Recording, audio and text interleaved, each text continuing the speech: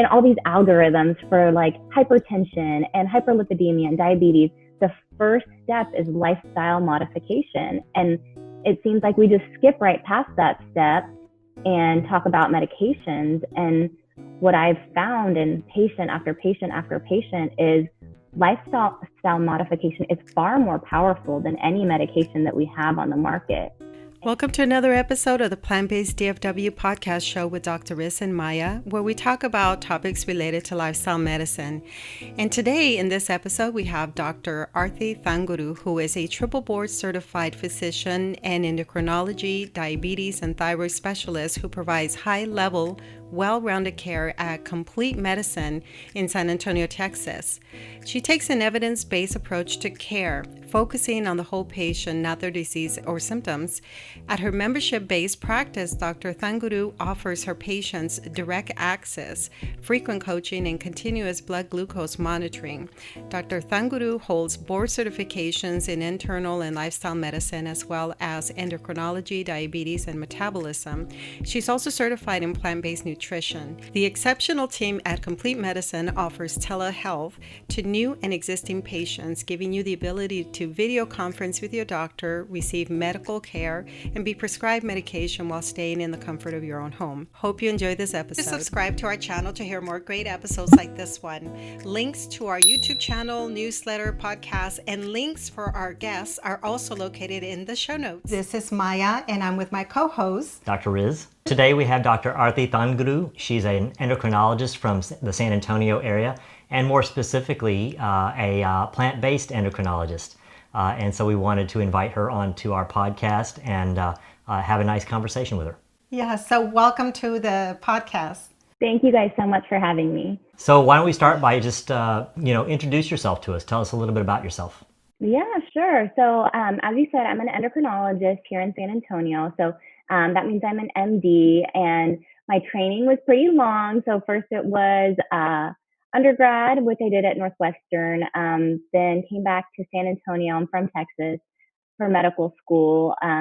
Went to Baylor in my hometown, Houston, for internship, and then met my husband. I've been chasing him around the country since then. So I finished my residency at Tulane University School of Medicine, and then we did our fellowships up at the University of Pittsburgh Medical Center. And then we wanted to come back to Texas and both found jobs here in San Antonio. I started my career working at a large endocrinology private practice called Diabetes and Glandular Disease Clinic. It's actually one of the largest, if not the largest, endocrinology private practice in the country. So I got to see a lot of patients, which it was just such an amazing experience because, there was patients flowing through my door. And as we talked about a little bit earlier, diabetes in San Antonio is a pretty big problem for our patients. So just got to really hone my skills, read the guidelines over and over again, get a lot of patient experience. I was seeing, 30 patients a day at that practice. And it was wonderful. For a new attending physician practicing on her own. But there were a lot of things about the healthcare system that I didn't love. Mostly the patient experience was suboptimal. And I just believe that all of my patients are VIPs. And I feel that all of my patients deserve a standard of treatment and care and convenience that I wasn't able to provide in the traditional insurance-based clinic model. And I also started learning a lot about pricing transparency and looking at how much my patients were paying.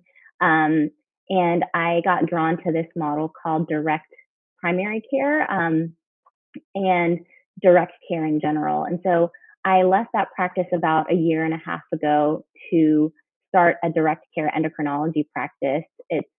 I think my practice is one of very few. I only know of two in Texas that are direct endocrinology practices, but we get to deliver very patient-centric care, convenient care, utilize technology, telemedicine, and have just that patient relationship that I was craving as a physician, and I know that patients benefit from.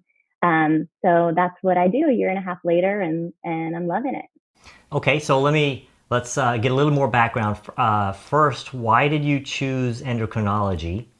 and also tell our audience what endocrinology is. Yeah, so that's a great point. Endocrinology is one of those big words in medicine that we like to throw around.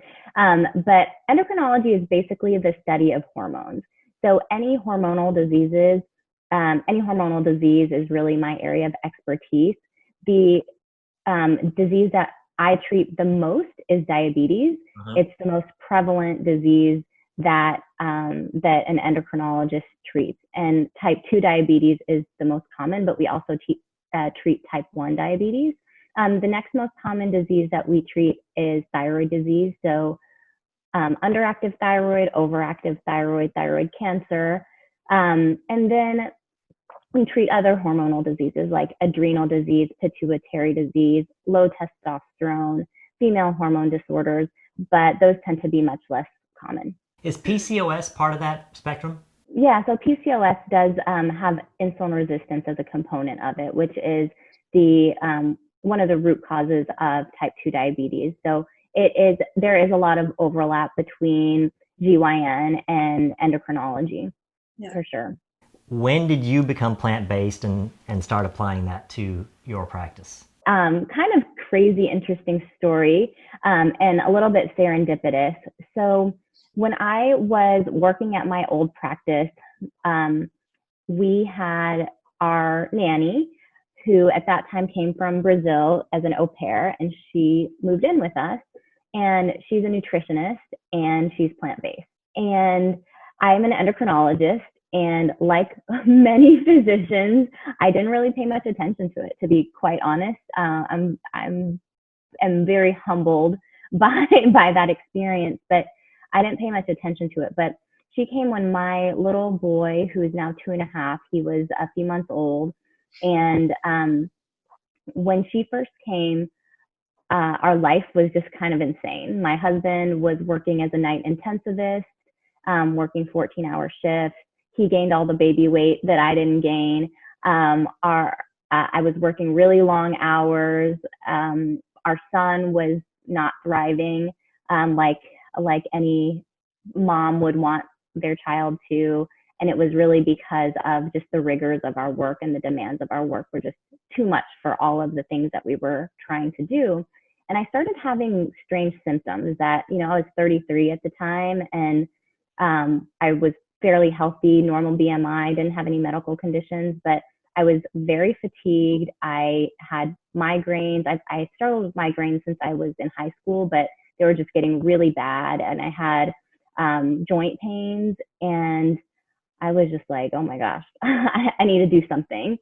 And so I asked my nanny, can you teach me about this plant-based thing? I'm just going to try it. And so I tried it, and all of a sudden I started feeling like within days, my joint pains went away. I started feeling better pretty much immediately. And this was in January of 2020, January 2019. And then I never had any plans of going completely plant-based. I just was trying to eat healthier. But then I found that every time that I would eat non-plant-based, I would feel crummy again. And I was just busy. I didn't have time to feel bad. So as any rational person like me, I'm very rational. I was like, okay, well, I guess I'm going plant-based because I feel better and I'm able to achieve my goals better with that. And my son I actually was struggling with breast milk supply. So I'd been hesitant to change my diet. But after that, I actually had a boost in supply. And so I was like, okay, well, this is working out. And so then my husband was like, well, if you're doing a diet, then I'm going to do the diet too, because it doesn't make sense for us to eat two different ways. And I was like, well, that's awesome. And so like I said, he gained all the baby weight and he lost it within 3 months of intermittent fasting and plant-based diet. Then my mom saw us and she was like, you guys are looking pretty good. What are you guys doing? And I kind of had a heart-to-heart with her and told her about plant-based diet. And she was like, my mom has diabetes. She's had it for decades now. She had gestational diabetes when she was pregnant with me, struggled with her weight for a long time. And so she was like, okay, I'll try it. I want to move better with my grandkids. That was her motivation. She did it. And within a couple months, she had lost 20 pounds. I mean, she had never been able to lose that kind of weight in my entire life that I can remember. And her diabetes was well controlled. I put her on a Freestyle Libre continuous blood glucose monitor. I think her last A1C that she checked a few months ago was 5.7. And so with my little experiment, N of 3, I thought, there's something here. There's something here that I didn't know and I haven't learned yet, but I need to find it. I need to find the science here. And so that's when I got introduced to Colin Campbell Center for Nutrition Studies. I did the plant-based nutrition course, learned a lot of science, and then got turned on to lifestyle medicine and did that. And I went to the Harvard course for that. And then I was like, well, I did all the prereqs, so I guess I might as well take this board exam. But just started really being an avid reader of research and studies. And, it doesn't take many amazing patient experiences to teach a physician that there's really something that they need to learn about. We've both been managing diseases for our careers, and then suddenly there's this tool available to us that actually takes the disease away, it's mind altering as far as things go as physicians, right? Completely mind blowing. Like we're so, and management, it's just that word management that almost irks me now. But it's the word that we are trained with, that we manage this disease. There's no talk about really reducing the need for medications, de-prescription. Like that's not talked about in residency training or even fellowship. It was something I sort of had to realize on my own. Because, in all these algorithms for like hypertension and hyperlipidemia and diabetes, the first step is lifestyle modification. And it seems like we just skip right past that step and talk about medications. And what I've found in patient after patient after patient is lifestyle modification is far more powerful than any medication that we have on the market. But it takes time. And, as well as I do, that the healthcare system is the reimbursement in the healthcare traditional insurance model is not always very helpful in doing right by our patients in the way of preventative lifestyle coaching. You can just say never. It's never geared. It's not geared at all towards that. It's a sick care model as opposed to a healthcare model, right? Correct. Yeah. That's very interesting. So when you started to dive into the science, you became a believer, and did it start to affect the way you managed your patients? Yeah. So when I started my practice, like I said, I was a new mom, had 2 little ones, and I thought, okay, I have a really incredible skill set that I've been working for my whole life to gain. I want to start a practice because I don't want anyone else telling me what I can and can't do with regard to my family, but I don't want to lose my skill set. I didn't expect it to be as popular as it became. But I had a few patients who decided to just take the leap with me, and I'm so grateful for them because the patient stories are what help other patients. I had one of my first patients was a patient with type 1 diabetes, and most of us think about type 2 diabetes and lifestyle modification improving type 2 diabetes, which it does. But I started learning about insulin resistance more in detail and how lipids or fat can affect insulin resistance. And so I asked my patient, who is like a phenomenal patient and person. She is a mom of 2, homeschools her kids while working. Like she homeschooled her kids before COVID. And she's very compliant. She's one of those people that weighs her food, measures her food, and she was still struggling with hyperglycemia and hypoglycemia. So would you call her a brittle diabetic? Brittle diabetes. I've seen so much diabetes at this point, and so much type 1 diabetes that often is labeled brittle. But more often than not, brittle diabetes is just that the patient isn't on a good diabetes regimen. So either the doctor isn't giving the patient good advice or the patient isn't following good advice. But she was just trying a ketogenic diet. And so she was extremely insulin resistant for a type 1 patient, and really not eating very many carbs at all. And so in our type 1 patients, we as endocrinologists calculate how many grams of carbs a patient can have for every unit of insulin. So for all my type 1 patients, I can tell you for X number of carbs, they'll need 1 unit of insulin.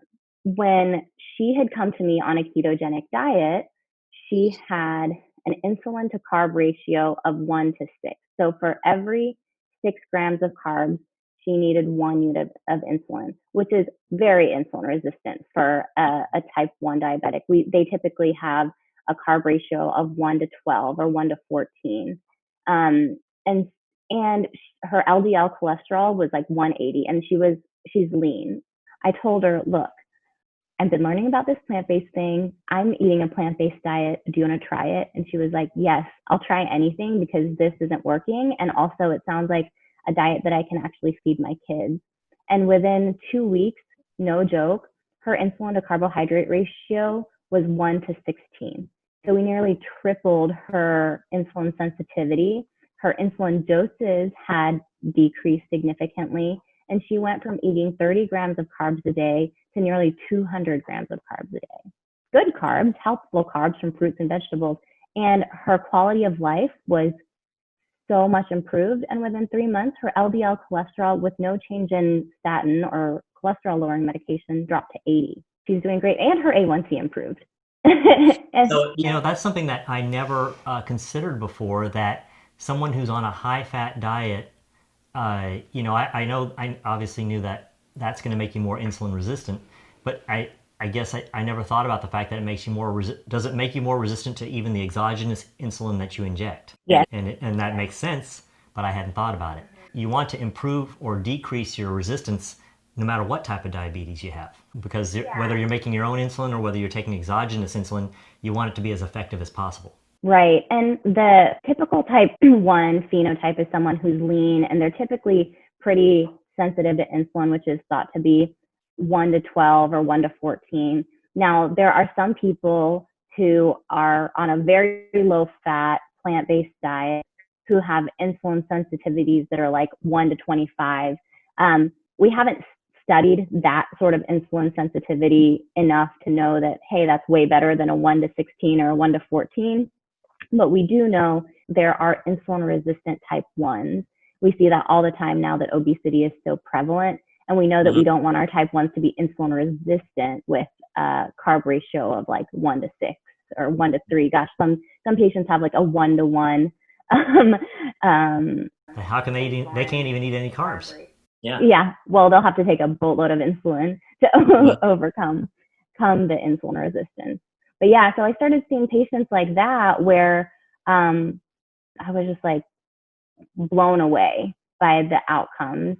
And I just kept reading, literally a day doesn't go by that I don't read an article because I just find it so fascinating. I just kept kind of talking to my patients about this, and everybody's sort of on their path, right? Not everybody's going to flip the switch like this woman did, but I saw so much improvement in lipid profiles and decrease in need for medication that I'm just pretty confident in recommending a plant-centric diet. I always say it's plant-based. It doesn't have to be plant perfect. It doesn't have to be plant only for everybody, but just make plants the majority of your plate and you will see some benefit. How does an individual who's now by their primary physician diagnosed with diabetes or thyroid issues, how do they then make their way to an endocrinologist? At what point in that journey? Yeah, so such a hard thing to find, right? A great endocrinologist. So my humble opinion is that every patient with diabetes should have the opportunity to see an endocrinologist early in their disease.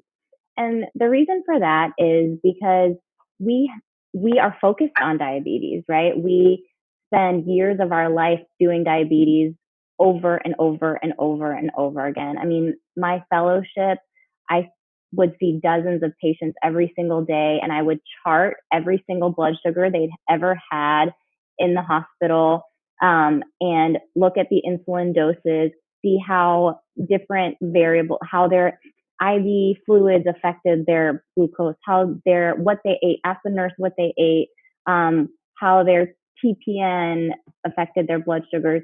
We are extremely meticulous people who have gone through this rigorous training of just understanding blood sugar on a level that I couldn't even come close to after my internal medicine residency.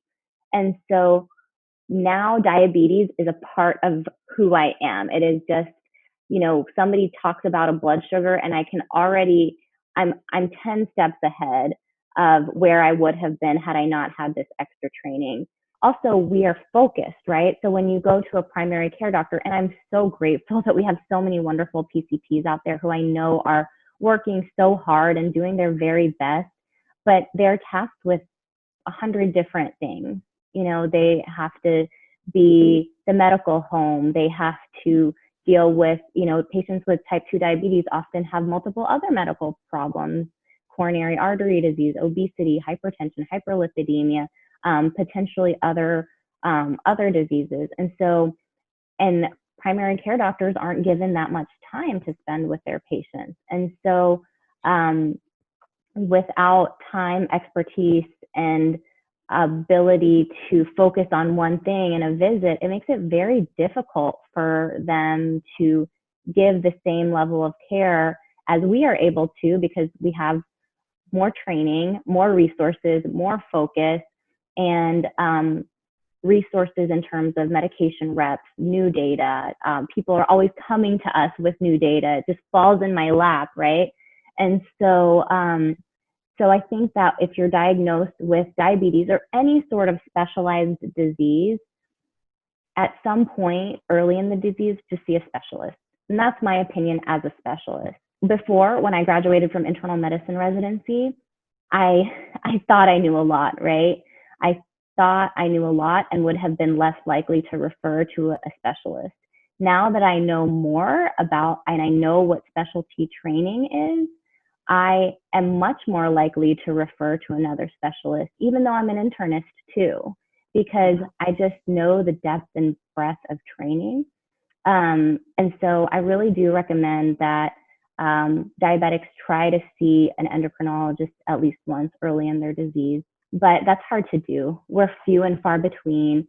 In San Antonio, most endos have a 3-month wait list. It's hard to see your endocrinologist frequently. 85% of patients with diabetes are seen by PCPs. So one of my goals is to find a way to scale myself, to provide education online that's good, because there's so much online, some of it very good and some of it very, very bad and dangerous, from a lot of people who are sort of charlatans putting out whatever they feel like or whatever they read from a headline, and so hopefully we can get some good education out to the masses, but if you can, try to see a specialist. Yeah, the unfortunate reality is there's 30 million diabetics out there, and not enough endocrinologists to see them all, right?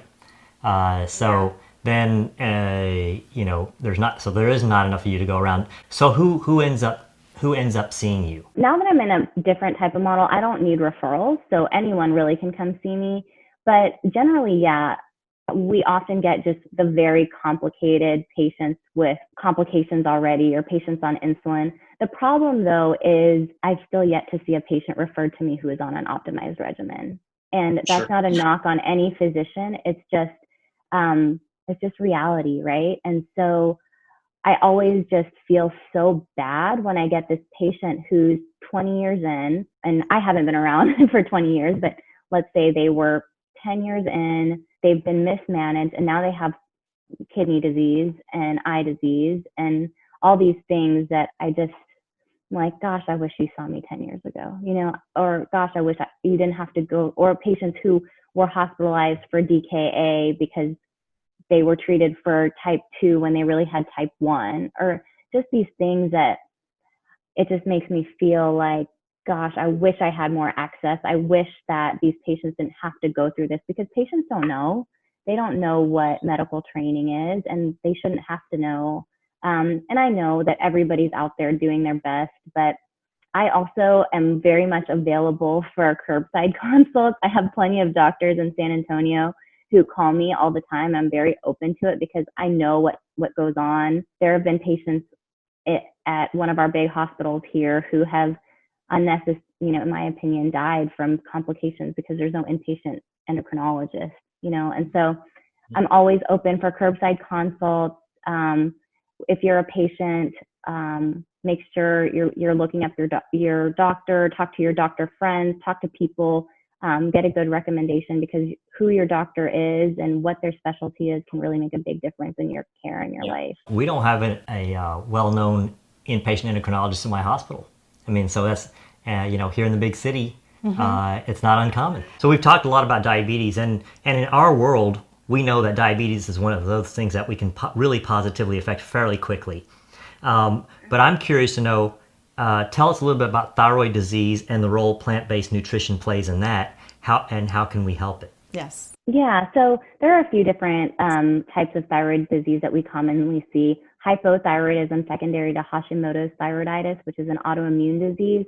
Autoimmune attack of the thyroid is the most common for sure. And so that's underactive thyroid. And then there's overactive thyroid too, hyperthyroidism, most commonly due to Graves' disease, which is another autoimmune disease that there's antibodies that stimulate the thyroid to produce more thyroid hormone. And then other forms of hyperthyroidism are thyrotoxicosis due to thyroiditis, or that can be postpartum or postviral. You can have a toxic adenoma, so that's like a benign tumor producing excess thyroid hormone. People can get hyperthyroidism from amiodarone toxicity. So different ways to get hyperthyroidism. And then the other thyroid disease that we see fairly commonly, but not as much, is thyroid cancer. And so actually an endocrinologist treats thyroid cancer, not an oncologist. So, and then patients can have hypothyroidism if they have their thyroid removed for either hyperthyroidism or thyroid cancer. So we see those pretty often. And I think there's a lot out there about nutrition and the thyroid.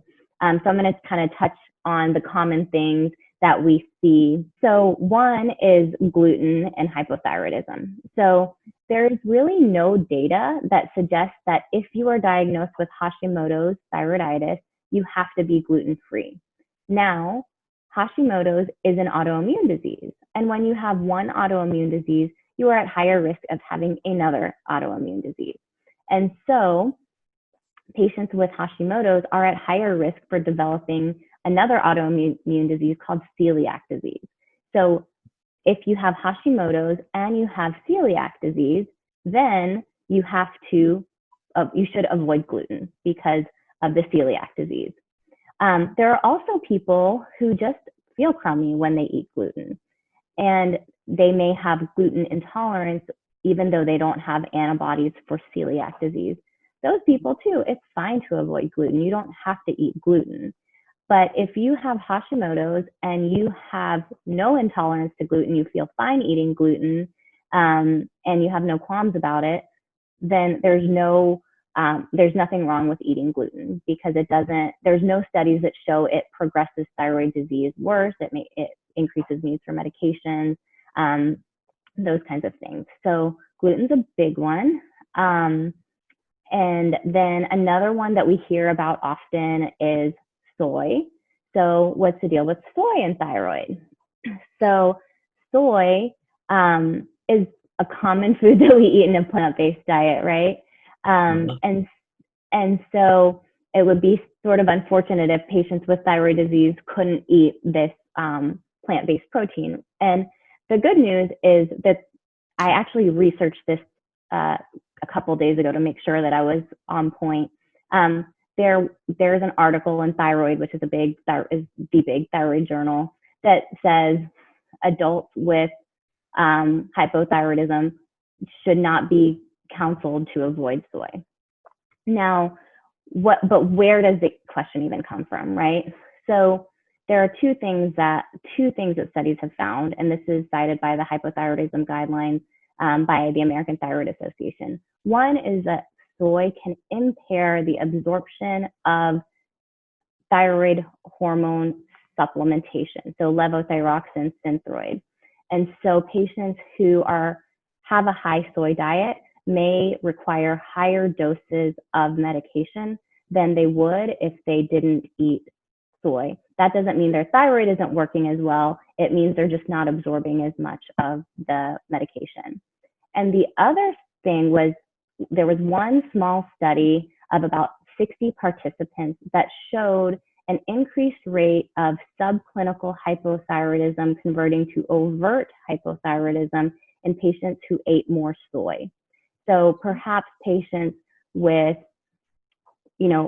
potential need for medication, but not necessarily need for medication if they were asymptomatic, that's the subclinical group, progressed to a point in hypothyroidism where they did definitely need medication with higher soy. But like I said, it was a 60-person study, and there was only one study that I could find that showed that. So we certainly need more information to make a good assessment of what that all means. I'm going to stop there. There's two other dietary things, but I just wanted to ask if you have any questions about those things. No, actually, hearing that there might be a connection or a concern, consuming soy products and thyroid problems is new to me. Of course, I'm not a doctor, but it's good that you brought it up. It's not one that we talk about much, but there's this common thread on social media about it. So I just wanted to sort of nip it in the bud for my own understanding, and hopefully for everyone else who's listening's understanding. And then the next question that you had asked about was crucifers. So there's no evidence on this. Like I did a PubMed search, there's literally 0 articles on it.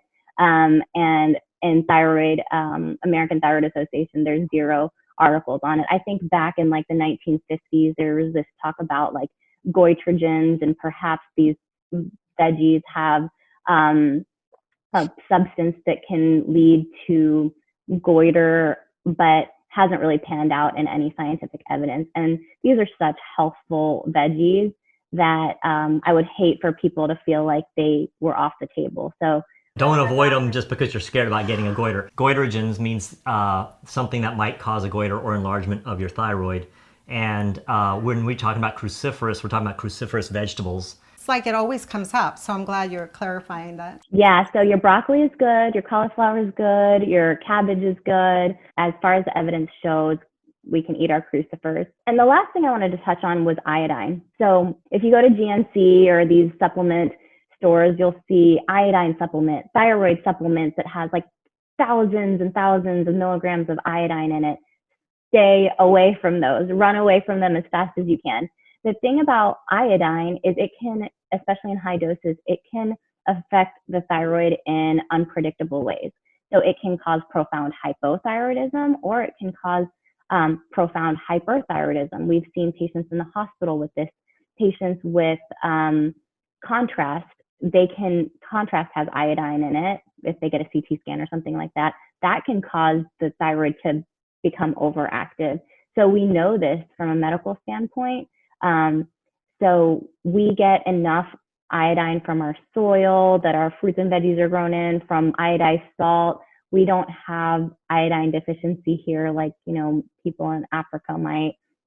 And so don't take massive iodine supplements. I know prenatal vitamins have iodine in them. They don't have excessive amounts, so that's okay. But don't take iodine supplements from your favorite vitamin store. Okay. So I got another question now. In the spectrum of disease that you treat as an endocrinologist, what other areas do you see plant-based nutrition as being helpful? So plant-based nutrition and thyroid, just because I think I missed answering that question. So the thing about plant-based nutrition is we think that it's anti-inflammatory. We've looked at reactive oxidative species, we've looked at AGEs, those kinds of things. And when we think of autoimmune disease, that's a pro-inflammatory state. So perhaps if there's anything that we can do to reduce the risk of thyroid disease, perhaps eating a more plant-centered diet would help. I can't say that that's for sure. I can't say that studies say that, but theoretically, it could potentially be true. But, with thyroid disease, oftentimes there's a lot of symptoms, right?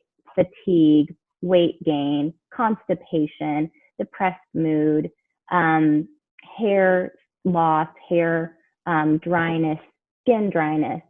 All of these things, if your thyroid is normal and you still have them, then we have got to figure out why. And it's not the thyroid anymore, right? And so we can fix some of these symptoms by eating a healthful plant-centric diet. And I'll tell you, I have patients who have had symptoms of hypothyroidism, thought it was their thyroid for a long time, and then we changed the way they ate and the way they moved their body, and voila, their thyroid symptoms are gone. There was actually a study that showed that people with normal thyroid hormone levels, but symptoms of hypothyroidism, improved better with placebo than thyroid hormone. The symptoms are real. Like, I don't mean to say that in terms of like making fun of somebody or anything like that. The symptoms are real and we need to address them. If it's not the thyroid, we've got to fix it in a different way. And then other endocrinological diseases, well, obesity is a huge one that we treat all the time. A healthful plant-based diet can certainly help with that, with appropriate calorie restriction, hyperlipidemia, diabetes, of course, as we spoke about, and, general overall health tends to improve everything. The body is a system. So I think the food that we feed our body makes a big difference for pretty much everything. Okay, so I'm going to ask a question, not medically related, but what do your endocrinologist colleagues think about your approach? That's a really interesting question, because endocrinologists are an interesting group in the way of nutrition. And there are people who are forward thinking and there are people who really aren't, and everywhere in between. I have a couple of best friends who are endocrinologists. One of them happens to be my neighbor. She was more on the low carb side. I don't think she was totally ketogenic, but definitely was a low carb endocrinologist. And when I started learning about plant-based diet, I was like, you've got to see this data. You've got to see this data. I kept telling her about it, and she thought I was nuts for a little while, but she is super smart and she wants to do what's right for her patients, like many doctors do. And so as physicians, we can't go by our own biases and we have to go by the data. And so she did that. She really kind of swallowed it, and she was like, wow, this is really interesting. And within like 2 months, she was plant-based. And so the endocrinology data, even the ADA, yes, they recommend eating more whole grains, legumes, fruits, veggies, but the ADA doesn't ascribe to one diet. ACE is much more plant-centric. None of them actually ascribe to a ketogenic diet, which I think is interesting, because the majority of endocrinologists, I think, still are prescribing a low-carb or ketogenic diet. But I think people are warming up to the idea. Maybe it's just because I'm in this world, but I think more people are warming up to this idea. And I'm actually in a pod with a group of plant-based endocrinologists.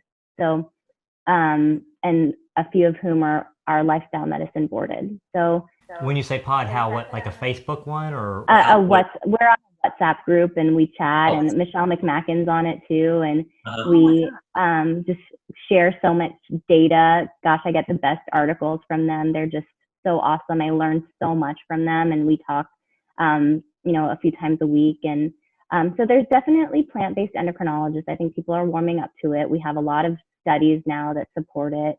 And different people support it. Yeah, I'm in a vascular surgery pod, and I get tired of talking to myself because I'm the only one who's a part of it. That's I'm the only one I know in the country, unfortunately. Well, first I might ask, are you licensed only in the state of Texas or others? Yeah, so I'm licensed in Texas. I have a California license right now, but I'm still working on my malpractice for California, so I haven't started seeing patients in California yet. Okay, so for our Texas residents watching then, how can they work with you if they want to? Texas patients, our website is www.sacomplete.com. So S is in Sam, A is in Apple, like San Antonio, complete.com. And patients can register online. There's an enroll now button. All the paperwork is online. And when you enroll, we'll get notified and we'll be in touch with you shortly thereafter to schedule your first appointment. Right now, actually, our clinic is full, but we are still taking patients with diabetes, metabolic thyroid disease. We take care of transgender patients. And then other hormonal diseases are sort of assessed on a case-by-case basis. And we try to take as many patients as we can, to be honest. But at this point, really want to make sure they have an endocrine issue, since, endocrinologists are so rare. We want to make sure that we're seeing endocrine patients. But I review every patient myself. So, and patients also have an opportunity to have a meet and greet with me, because our practice model is different. And so my office will, if a patient would like, my office can schedule a complimentary meet and greet where we talk for 15 minutes. The patients can meet me, see if they think it's a good fit, and then go about making a decision about joining the practice. And that way they can ask any questions about the practice model. And I really want patients to get what they're looking for when they see us. I don't want them to be shelling out a whole, their cash and not get what they want. I want it to be a great fit for them. So that's why we offer that service as well. But actually, we did a price comparison of my practice compared to my old practice. And the out-of-pocket cost in my clinic, because I have such deep discounts on labs and imaging and transparency of pricing, people actually pay less out of pocket for 3 months of care with me than they do at the other endocrinology practice for like 1 10-minute visit. Whereas with me, they have like a 60-minute initial consult. They can call me, text me, email me anytime, unlimited appointments. And patients can follow me on Instagram. I'm Dr. Arti Thangudu. That's straightforward, simple, just my name. We have a Facebook page too for complete medicine. So multiple ways to get a hold of us, but for enrollment, definitely go through the website. Wonderful, wonderful. Well, do you have any final message for our listeners? Yeah, I would love to see patients. And if they have any questions for me, they can always reach out to me. I think I'd like to leave patients with a couple of things. So there is a lot of misinformation on the internet, especially in the world of endocrinology. Hormones are very on trend right now. I feel like everybody and their mom is claiming to be a hormone expert. There are more non-evidence-based hormone providers within 50 miles of me. There are 2 times as many, more than twice as many non-evidence-based hormone providers in my area than endocrinologists. Things that we see in the endocrinology world are very dangerous complications of these non-evidence-based hormone therapies like BioT, thyroid medication in patients that don't have thyroid disease, adrenal fatigue, which is not a medical diagnosis. People put on expensive supplements for a disease that is non-existent, that can actually cause adrenal insufficiency. The supplement that they're selling you can actually cause a life-threatening disease.